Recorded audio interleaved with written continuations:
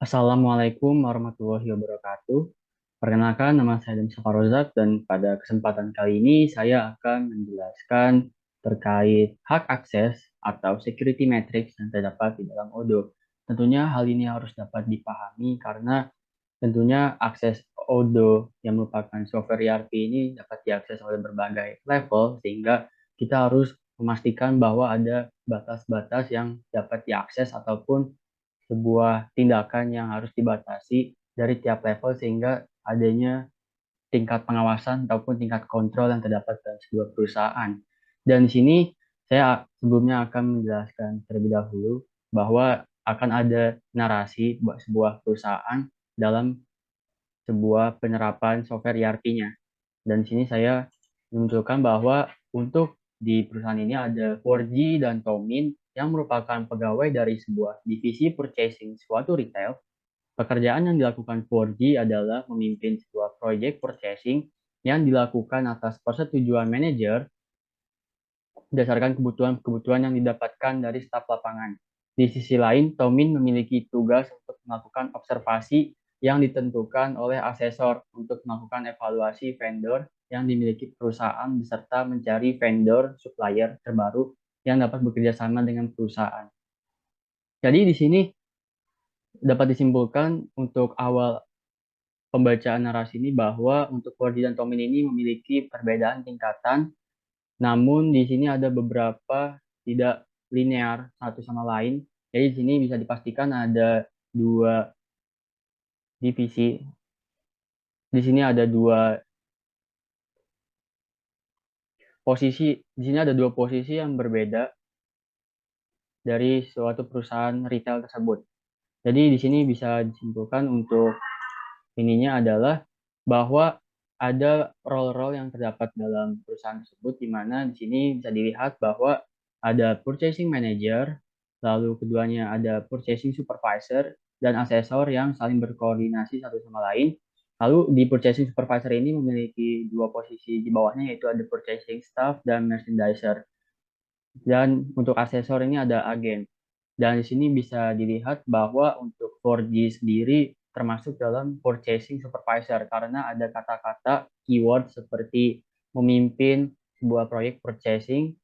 Dan di sisi lain untuk Tomin bisa dipastikan Tomin ini merupakan agen karena berdasarkan job desk yang dibacakan tadi tidak sesuai dengan yang ada di purchasing supervisor di mana purchasing staff ini biasanya staff yang lapangan dalam kegiatan purchasing, lalu merchandiser ini lebih ke bagian inventory dan juga stok barang yang ada di retail tersebut. Lalu untuk akesor ini ada agen. Agen di sini saya didapatkan karena merupakan sebuah posisi yang membantu asesor dalam membantu penilaian ataupun observasi dari vendor assessment yang dijalankan oleh retail tersebut. Jadi sini bisa lihat untuk role usernya, sini ada 6 bersama dengan admin tentunya yang memiliki akses tidak terbatas.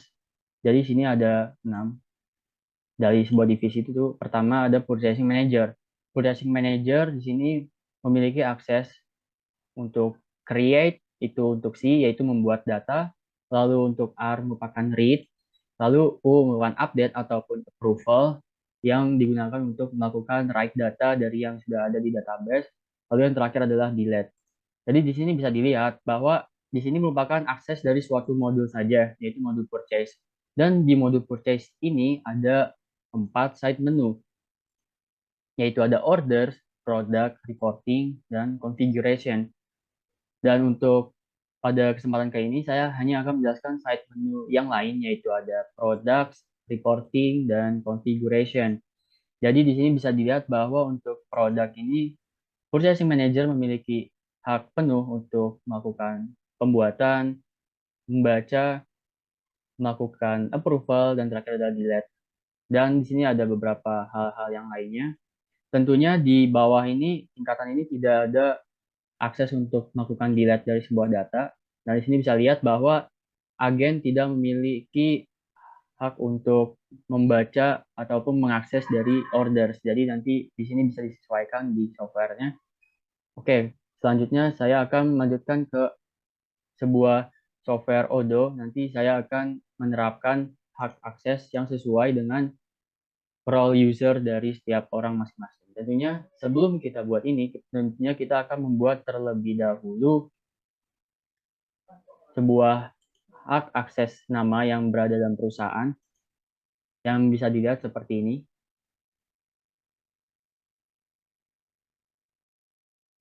Dan di sini bisa dilihat bahwa ada nama, ada login, ada password, dan di sini bisa dilihat ini ada 6 juga. Dan tentunya kita akan memasukkan ini ke Odoo untuk melakukan import user.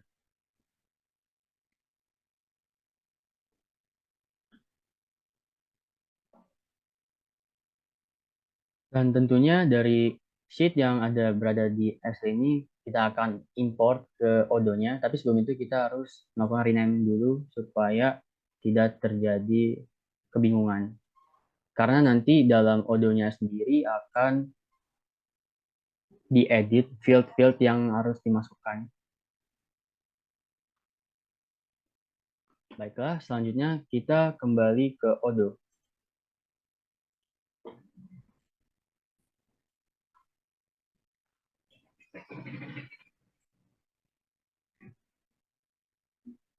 Ketika kita sudah berada di Odoo, kita akan mengakses user akses yang berada di Odoo. Kita sebelum itu tentunya harus mengaktifkan terlebih dahulu developer mode-nya.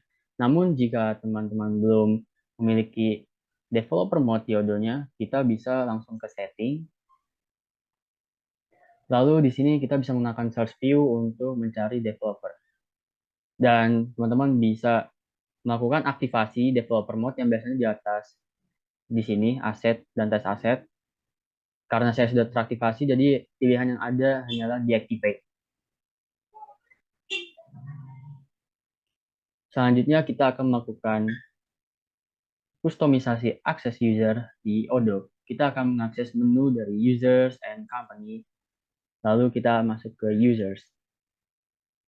Dan di sini bisa dilihat bahwa untuk users ini hanya ada dua, di mana dua ini merupakan demo data. Lalu kita klik favorit untuk melakukan import record.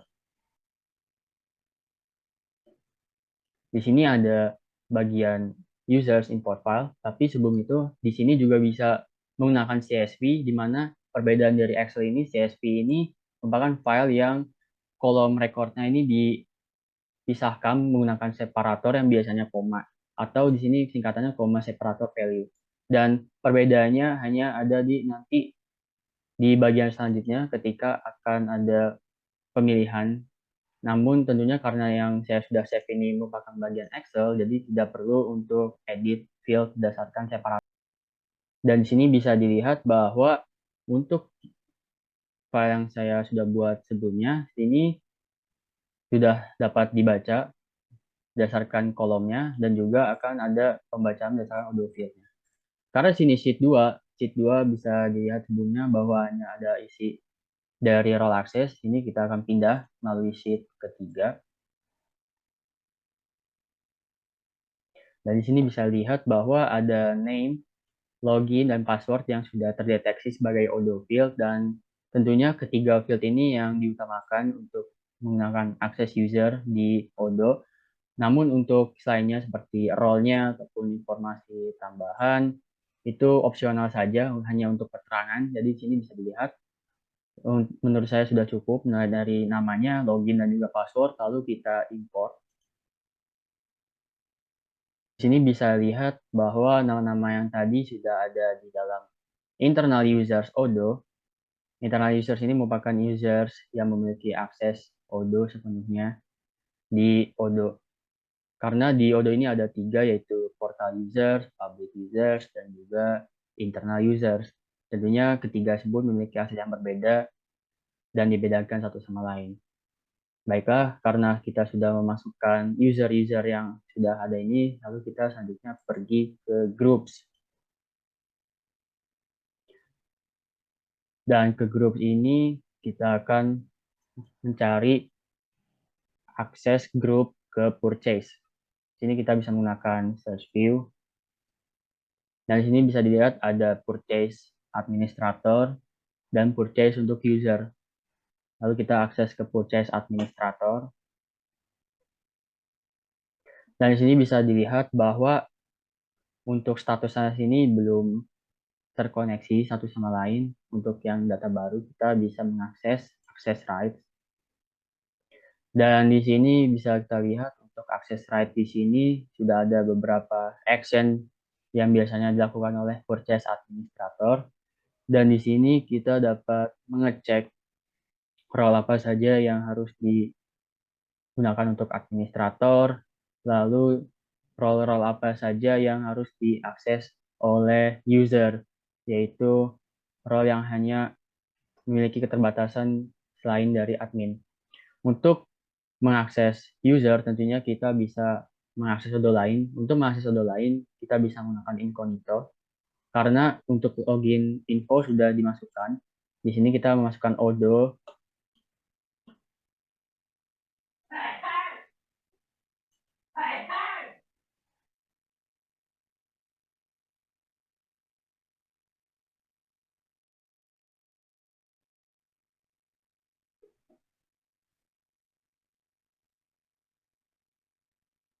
Tentunya kita dapat mengakses user sesuai dengan yang ada di sini. Misalkan kita mengakses untuk akun Tomin sebagai agen dengan menggunakan login seperti berikut.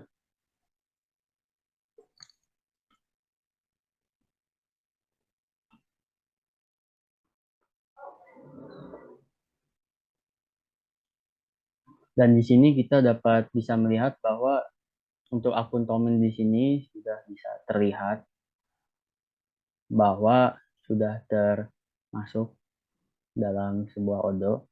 Lalu di sini kita bisa masuk ke setting.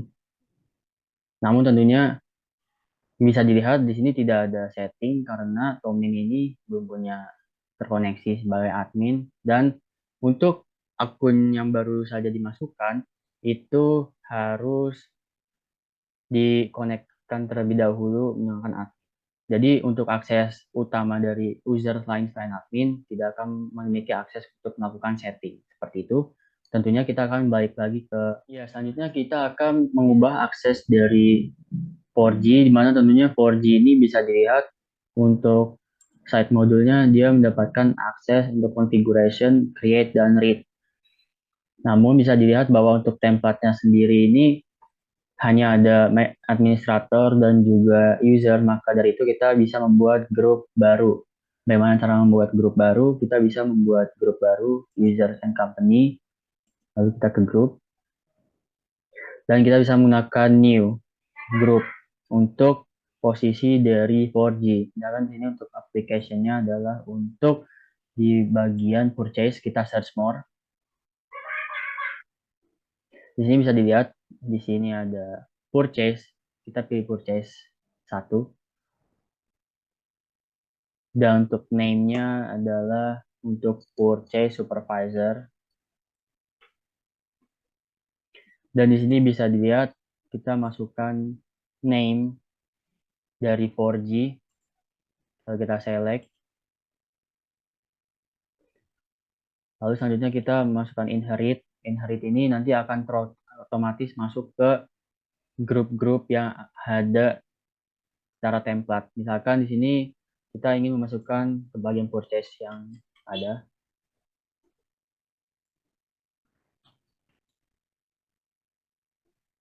Misalkan dari role-nya si 4G ini memiliki inherit purchase user. Kita select. Lalu selanjutnya kita mengakses access right. Access right ini nanti akan ada pemilihannya, itu nama dari aksesnya, lalu ada nama modelnya. Di sini kita bisa akses sini. Misalkan untuk akses model kita search more.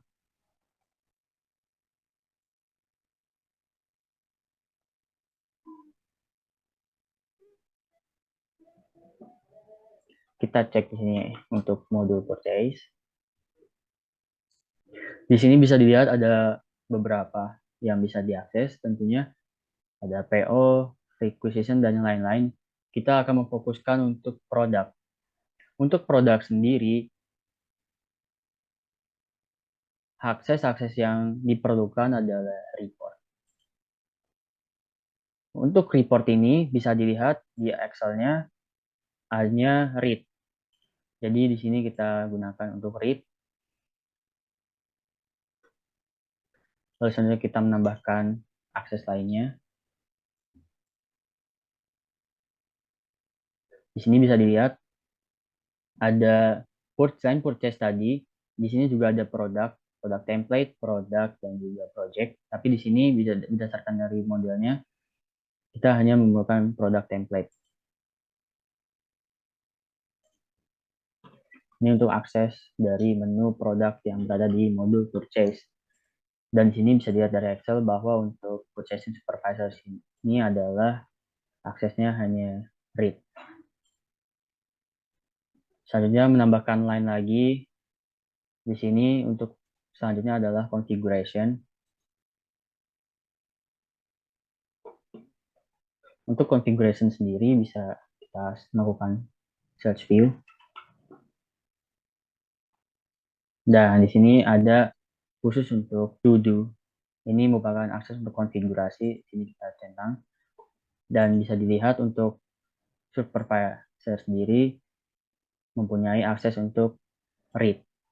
Lalu kita masukkan untuk create dan read. Ini adalah akses konfigurasi. Jadi kurang lebih seperti itu cara untuk menggunakan akses write dan juga memasang akses write dari sebuah posisi yang akan dipasangkan. Selanjutnya untuk Tomin sendiri karena aksesnya sudah ada default dari Odoo, selanjutnya kita pindah ke Tomin, namun sebelum itu kita save secara manual. Dan sini bisa lihat untuk proses supervisor, usernya adalah 4G. Lalu untuk selanjutnya kita pindah ke grup awal. Untuk mengubah akses dari Tomin, kita bisa akses ke purchase group. Di sini purchase administrator. Kenapa kita langsung masuk ke purchase administrator? Karena untuk purchase user sendiri sudah inherit dari sebelumnya. Jadi hal yang bisa dilakukan adalah mendelete akses dari administrator dan hanya memasukkan akses dari Tomin ke purchase user. Dan di sini bisa lihat bahwa ada Tomin. Di sini kita hanya bisa melakukan X langsung. Lalu kita save. Jadi kurang lebih seperti itu bagaimana kita mampu mengakses dan mengelola ataupun kustomisasi dari user 4G dan juga user Tomin. Untuk akses secara lebih lanjut, lebih detail, mulai dari per actionnya, bisa diakses melalui grup purchase di sini, akses right, lu bisa gunakan. Namun perbedaannya adalah ini akan apply ke setiap grup, jadi tidak hanya ke user, jadi harus diperhatikan terlebih dahulu grup dan usernya. Dan selanjutnya di sini bisa akses secara individual melalui menu user. Lalu kita cek ke user yang ingin kita akses right di sini. Lalu di sini bisa diganti saja. Ini ada berbagai pilihan yang bisa diganti. Atau cara lain seperti yang saya demonstrasikan adalah dengan membuat new group dengan akses-akses yang sudah ditentukan per baris. Untuk penyampaian presentasi saya terkait hak, akses, ataupun security matrix, kurang lebihnya mohon maaf, dan bila ada yang ingin ditanyakan, bisa langsung ditanyakan di bagian komen. Terima kasih. Wassalamualaikum warahmatullahi wabarakatuh.